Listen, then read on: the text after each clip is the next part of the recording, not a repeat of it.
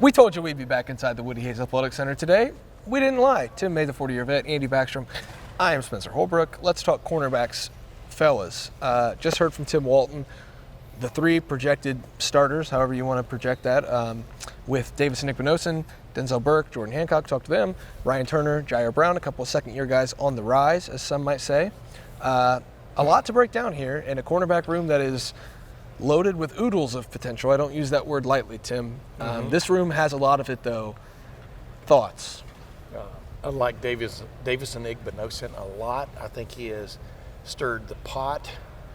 What else can rhyme with lot and pot? He's going to have a shot. Yeah, he's going to have a shot. Should they bench him? I say not.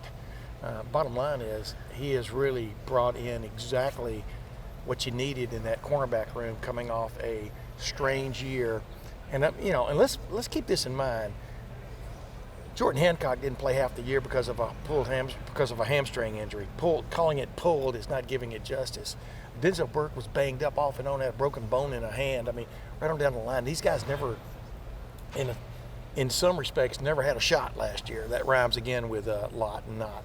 But you just get a sense, like right now in camp, that could be the most improved unit on the field. And I think we might have said that the other day about the safeties, but just the depth they've got. Now Tim Walton now running the whole show from a pass defense coordinator role. Clearly he wants the cornerback room more involved in a lot of things, including that nickel slot, which we're going to get to, the nickel slot receiver coverage thing. That's really, in my opinion, it seems like it's kind of up in the air about what they really want to do there. They're really going to get into matchups this year that maybe they didn't do a year ago with a lot of savvy. I think savvy is the word I would use on what I see from this group now, coming up on halfway through camp.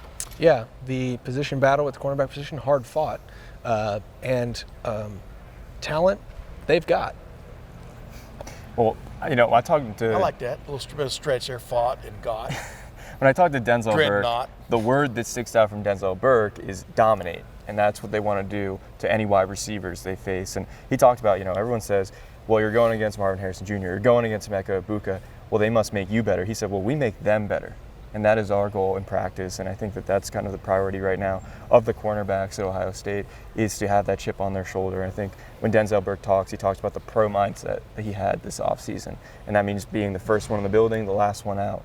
And he talked about how that's been something that he's applied. And Lorenzo Styles Jr. was telling us, Denzel Burke's been someone that's helped him along in his transition from wide receiver to cornerback and from Notre Dame to Ohio State. So Denzel Burke isn't just being called out by the coaches in a good way. He's also showing up as a leader in the Woody and outside of the Woody, and I think that's something that has been the big takeaway, not just today, but this offseason. Yeah, it's impressive what Denzel Burke has done this offseason. He's went from head-scratching end of the year last year, is this a guy who is going to take that leap as a junior, to that's just simply expected of him now. And the same goes for Jordan Hancock, who I'm interested in watching, because with Denzel Burke, the proof of concept is there. And a lot of times, with defense especially, I need some proof of concept. I've seen Denzel Burke play at a very high level in 2021. Last year, he was hurt and still it wasn't like he was terrible. With Jordan Hancock, though, we've only seen him on the field with meaningful reps in a situation where he couldn't explode, he couldn't run, he couldn't do things. I would like to see more before I hop fully on the hype train. But also, Tim Walton might be the guy driving that hype train. Tim Walton is very high on Jordan Hancock. Yes. Right now, I don't really have much of a choice but to trust Tim Walton in year 2 of his system, with year 2 with Jordan Hancock, and year 3 for Hancock in this building. I'm curious to see what Jordan Hancock's ceiling is, because right now they're talking about him as if he's on the same plane as Denzel Burke, and I just wonder if that's premature or if that's validated come September 2nd. I've been doing this a long time, and I think I can spot different guys and how good they are and things like that, but I have never supplanted that with I've never used that to supplant what a coach is telling me. Yeah. And Tim Walton is very high on those three. He's very high on Jair Brown also, and some other guys. Lorenzo Styles Jr., he thinks, has made a a great transition. Still has things to work on, still has things to do, but they really like what he's bringing to the table. This time a year ago, he's playing wide receiver for the Notre Dame University. But now he's back, quote, home, end quote, and he might be back, quote, home, end quote, as a cornerback as opposed to playing wide receiver, because it seems to come pretty naturally to him. But I trust what Tim Walton is saying. I covered him as a player a long time ago. He and I were just laughing about that 5 minutes ago, just about what's the quickest way to get to Auburn, go through Columbus, Georgia. It's where he's from. But the point is, he really likes these three, and it's always knock on wood, because this time a year ago, Jordan Hancock, I think, may have already been injured. I'm not sure. I think it was around the 8th. We had just gotten to talk to him, and he was so fired up, and they were so fired up about him. We had just gotten to talk to Denzel Burke. He seemed older and wiser compared to his freshman year. And then all of a sudden it all went, cattywampus.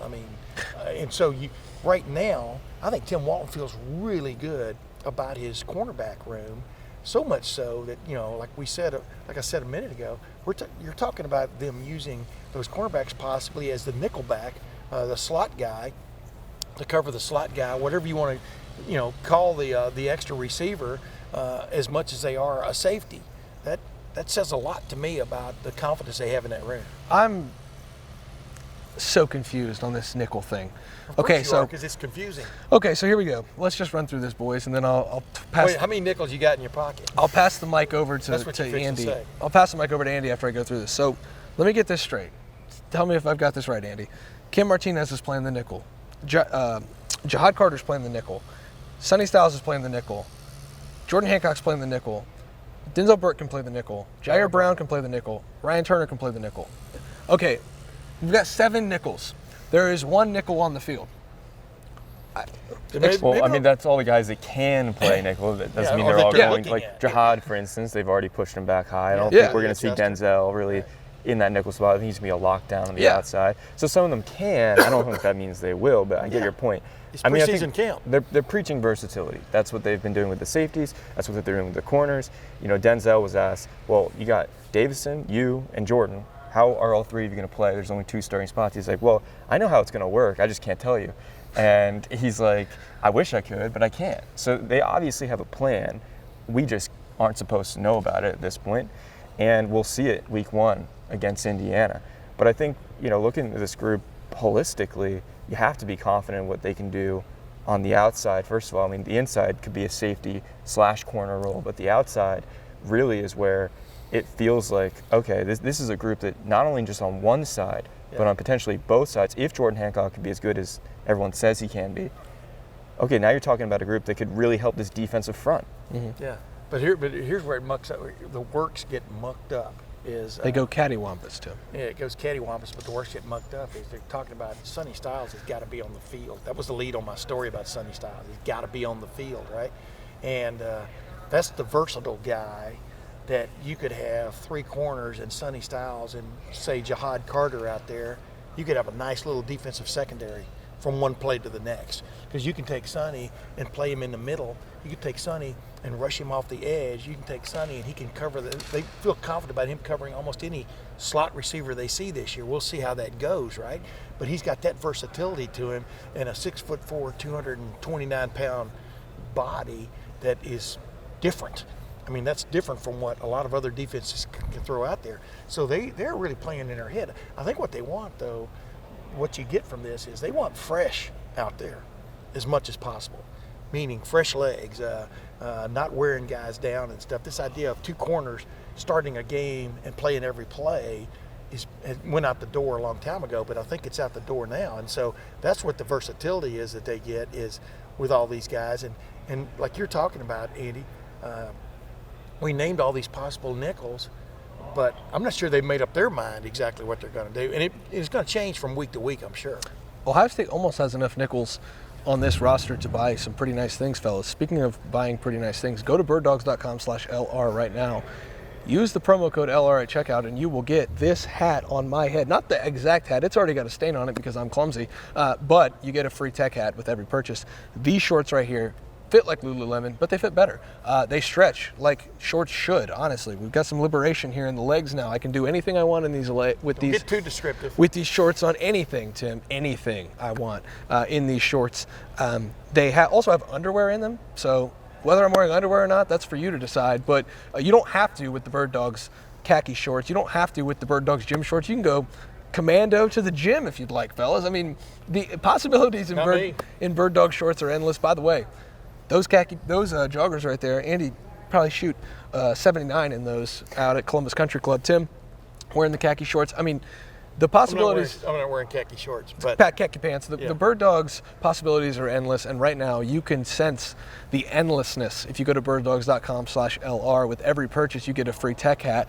That's birddogs.com/LR, free hat, or just use the promo code LR at checkout, and you get that free hat with any purchase. I hope they're selling this cap too, because this is a nice cap. That is birddogs.com/LR. Why the hell would you buy the cap, Tim, when you can get it for free? What's not going to be free are receivers running through the secondary, though, with this Ohio State defense. Yeah. I think. Oh, wait a minute. To be truth in advertising here, did I had a little talk with y'all before we started this little video. You know, you want to refrain from gushing too much, but I'm telling you guys, you get the sense this defense may be the biggest turnaround unit in the country, or could be. I have that sense about it, because I just see quality up and down the ranks, man. So here's the thing. And including cornerback. Here's the thing. I'll pre-qualify this. Last year, we were saying a lot of the same things because this unit felt very confident that the baseline level of competence had been raised. That under Jim Knowles, there was going to be a level of competence that we had not seen for probably 2 years in this Ohio State defense. And I think we did see that. I think the defense took a huge step forward. It did not go from playing bad in 2021 all the way to national championship level. That much was apparent. But it got exposed. The two title level teams they played, they were exposed again. Yeah. This year is a lot of the same words, but with a different baseline level. Yeah. And so that's why I think we're all gushing, is because the secondary last year had a baseline level of here, and they wanted to be here, and they thought they were going to get there. Well, now that bar is raised to here, and now they feel like they're going to take another step forward. I don't mean to use my hands That's the only in way to this, describe it, man. But, Andy, I think the level of competence is at a different starting point. So therefore, we can gush about the secondary a little bit because now we expect them to get to the title level defense. Does that make sense? The whole mindset has changed. Last year, there was a tolerance for 5 explosive plays per game. And that obviously came back to bite them in the biggest games of the year against Georgia and against Michigan. But even against Maryland and Penn State, there were leaks with this defense, and they made the transition and the shift, really, to say, okay, we're not allowing that anymore. We're going to be aggressive, yes, but we're not going to play with the mindset that it's okay to give up any one big play. Yeah. And I think that's the big difference for the entire secondary. And Jim Knowles has said it has taken his secondaries 1 to 2 years to kind of get things together. It's been everyone else that's been kind of ahead of the game. Talked about how Tommy Eichenberg really got this defense. The linebackers played well last year. At times, the defensive line was great last year. The secondary was what lagged behind, and part of that was injuries. But part of that was understanding the defense. And I think that's why it's validating to say that this could be great, this secondary this year, because they had the time to process it. And plus, the defensive coordinator, it was natural. I mean, we're sitting there watching that Georgia-Ohio State game up in the press box, and this defense was pounding them in the third quarter. This defense took control in the third quarter. So it's natural in any kind of heavyweight fight to think if a guy is up against the ropes and he's reeling a little bit, keep pounding him. You know what I mean? I mean, to stay aggressive and stuff. And I think Jim Knowles is sort of second-guessed some of the things he did in the fourth quarter in that game when it should have been just hang on Sloopy with what was going on. And they paid the price for it. I mean, yeah, some guys slipped, some guys fell down, some coverages weren't the best. There was nobody over the top end a couple of times, and boom, you lose the game and you don't win a national championship. I think all of that has evolved into helping the feeling that we've got right now. Plus, you got Ryan Day sitting there now, even though he says he's backsliding a little bit about stepping away totally. He's never going to step away totally from the offense. But no. He's giving his input from day to day on what he likes and what he doesn't like. You know that for sure. Closing remarks on cornerback day at training camp at Ohio State here, Andy. Well, I wanted to add a couple more things about Lorenzo Styles Jr. We might see him make an impact on special teams right away. He probably will take some time at corner. Just doing that transition is tough, even if he played it in high school. But special teams, he could be a return guy, he could be a gunner, and I think we're going to see him make an impact. And Ohio State always likes to say its best players play on special teams. I think that's a way for Lorenzo Styles Jr. to make an impact right from the get-go. Yeah. And he also talked about how his wide receiver skill set helps him in zone coverage, playing as a cornerback. So those are just a couple takeaways from Sonny's brother, who could make an impact, maybe not as big as Sonny, but in a different way for Ohio State. I like Lorenzo Styles Jr. I like his dad. Covered his dad, and that's not bragging. That's just fact. But Lorenzo Styles Jr. Whether how much he plays at corner remains to be seen this year. We'll see how much he plays, but he could be a television dude, an analyst one of these days. The way he talks,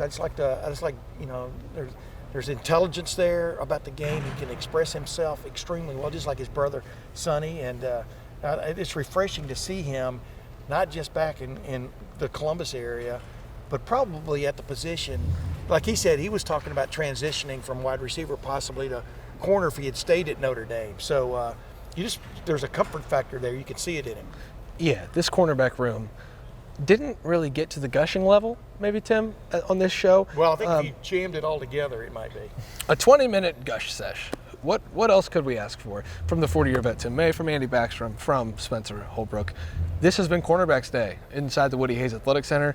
Tomorrow is even bigger, better, and brighter as we transition to a full watch party of Ohio State practice tomorrow. We will be in the Woody Hayes Athletic Center, maybe outside at the practice field. We're going to get to see some stuff. Are we going to get to see what we really want to see? Probably not, but they do have a scrimmage coming up on Saturday, so, we're not going to see real football tomorrow, I don't think, but it's fired up. I'm fired up about seeing who goes out there with what unit, etc. We'll be here covering at LettermenRow.com. We'll be on YouTube channel, Lettermen Row, on YouTube, wherever you get your podcasts, wherever you want to get your podcasts, we'll be there. The 40-year vet Tim May, Andy Backstrom, I'm Spencer Holbrook. Thanks for watching the Cornerbacks Report on the preseason report presented by Buyers Auto. Go to birddogs.com/LR, get this free hat with every purchase, and we will see you back in here on Friday. Go Bucks.